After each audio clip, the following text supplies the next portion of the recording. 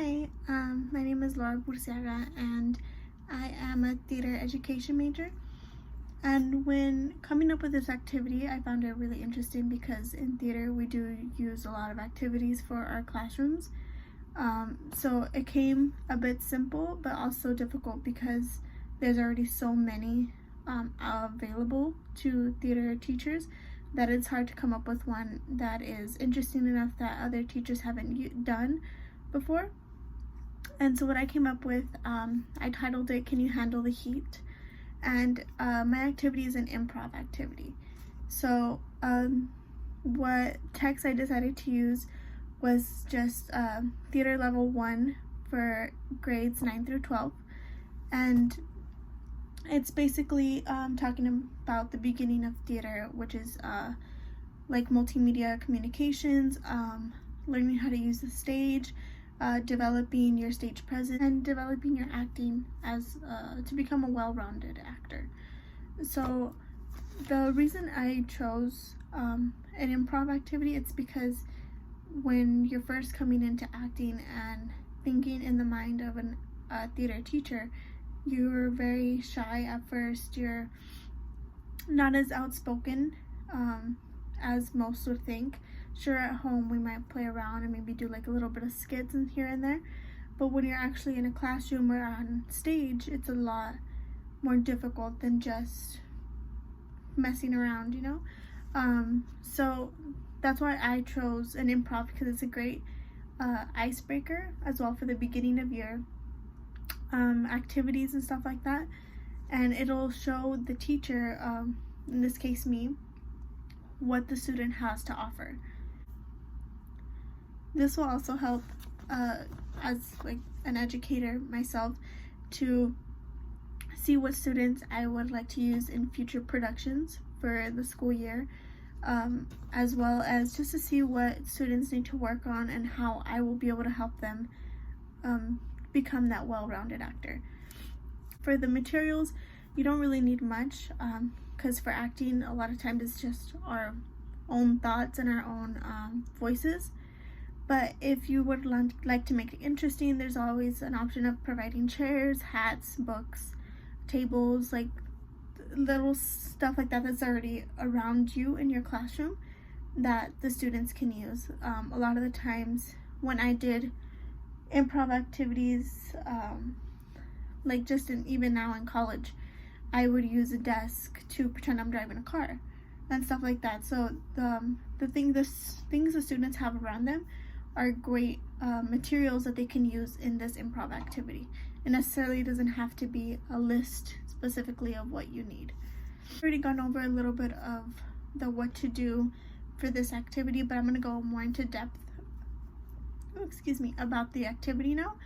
So we'll be partners, and it's up to the teacher who is teaching this activity if they want to let the students pick their own partners or if they would like to assign partners. But that's how it would work. You would have two sets of partners go up against each other, and the educator will give them either a setting or a topic or just a general idea that they can go off of, so that the students can start a dialogue on their own and not have to. The point of improv is not to give as many details, that let the actors come up with the details on their own and you play off of each other. Now, of course, there are rules when it comes to improv. There are some educators who don't have rules at all. You can talk about whatever. For me personally, I would probably put some boundaries, like no sexual talk, because especially for the grade that I have made this activity for, I made it specifically for that, because at this age, there's a lot of they're not immaturity within the students, and it can create a lot of tension with each other and just a lot more of a drama that you don't want in your classroom. So I would restrain from letting the students bring up sexual activity or any sex talk in that matter. Try to avoid any physical interaction. Of course, handshakes are fine, hugs are fine if the other student is okay with it. So the way you can go about that is, I guess, before the students start, you can ask them, are you okay with hugging, handshaking? When you get to the college level, it's more open. They can pretty much do whatever they want to an extent. Of course, there are boundaries and limits in college as well. I have added a fun little rule just to make this different from a different improv class. So instead of just going up there and doing it how I have explained, I'm also going to add a never say no rule. And this is something interesting for students to keep in mind. So throughout improv, a lot of times questions are asked just because sometimes the students don't know how to start, so they'll start with a question.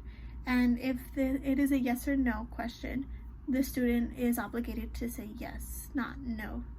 And of course, those rules that I have talked about before do apply. The team that said no will be disqualified. And so the reason I think this activity is great for this grade level and for any grade level at that matter is because in life we do have a lot of improv situations. For example, if somebody was going to propose to somebody else, you may plan your proposal perfectly, but you never know what your partner is going to say. They can always say no, and that completely changes your thought process and what you were planning on saying.